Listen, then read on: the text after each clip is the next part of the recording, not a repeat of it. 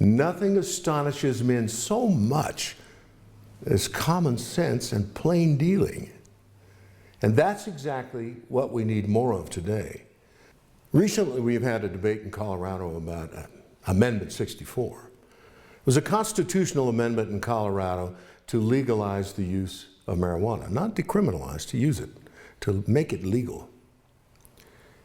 It was brought up as a constitutional amendment because it does a host of things you may not expect. It brings into focus the 10th Amendment of the Constitution of the United States, state rights. Now, the big debate that we have today is about, oh, the kids will be smoking marijuana. It is always about the kids, isn't it? The fear starts with the kids.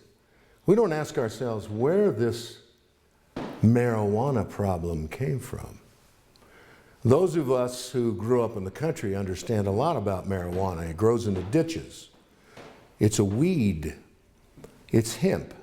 You make rope and hammocks out of it. And by the way, you can make a lot of other things. It's one of the nation's best renewable energy sources. The marijuana issue started long before Reefer Madness. For those of you who don't know about Reefer Madness, it was a film produced to scare every American witless about the use of marijuana. You'll go crazy, you'll rape and pillage and plunder and destroy your neighborhoods. You'll be the Nosferatu, the night of the living dead. What most Americans don't know is it was another attempt at prohibition for a very, very selfish reason. We all remember William Randolph Hearst and Mr. DuPont. Mr. DuPont was a snake oil salesman, and Mr. Hearst made paper pop products, paper pulp, and printed newspapers. Well, it turns out that some smart fella came up with a way to make newspapers out of hemp. Well, that's a problem. You see, these fellows had invested in lots of chemical processes for changing wood products or forests into pulp.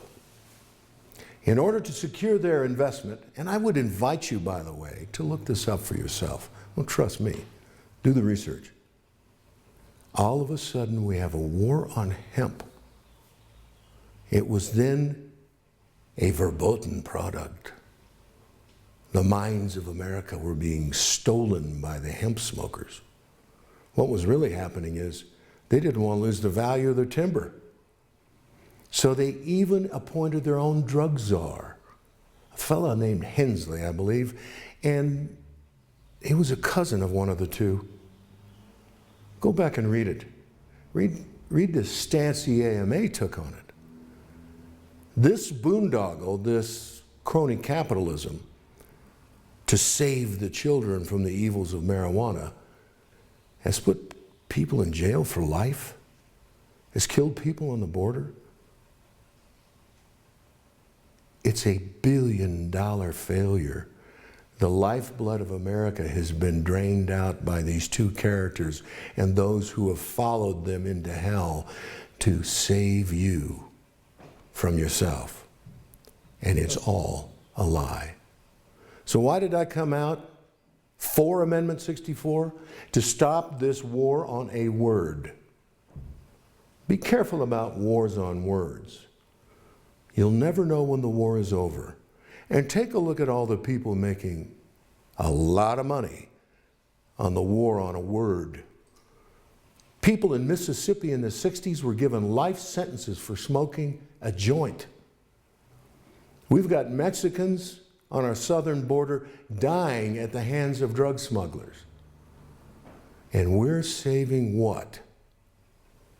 We're destroying our national pride, our integrity, and the hope for the future as we relinquish our freedoms because the fear-mongers tell us the Nosferatu's coming, the night of the living dead, the marijuana smokers.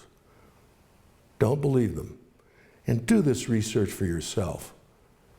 Don't fight wars on words, and marijuana is a weed.